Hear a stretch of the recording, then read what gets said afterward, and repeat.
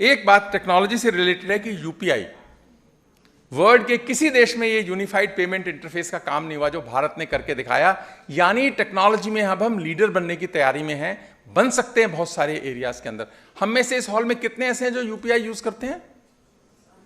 अरे वाह, बहुत बढ़िया।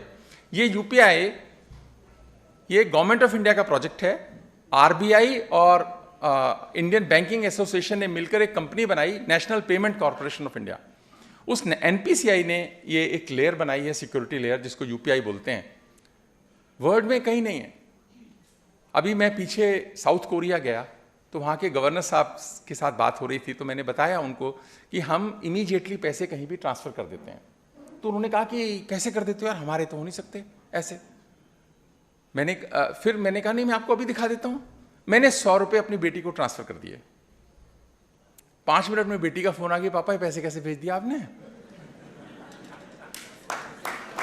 5 मिनट में फोन आ गया कि पापा ये पैसे कैसे भेज दिए।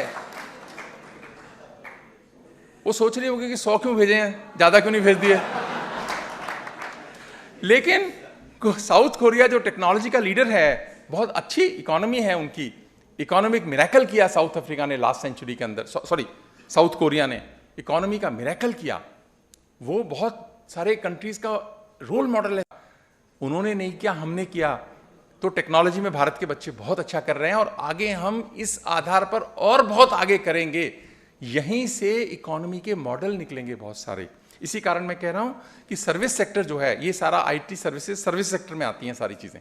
तो ये जो है हमको 80% कॉन्ट्रीब्यूशन यहां लेकर जाना है। अगर यूएस कर सकता है तो हम भी कर सकते हैं इसमें, जो आज हम 54% पे हैं।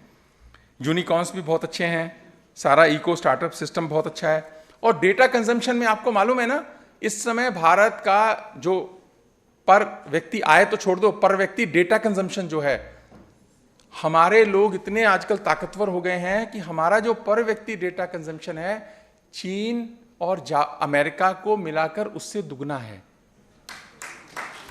गांव गांव में ये चीज पहुंची है, तो ये बहुत बड़ी बात है।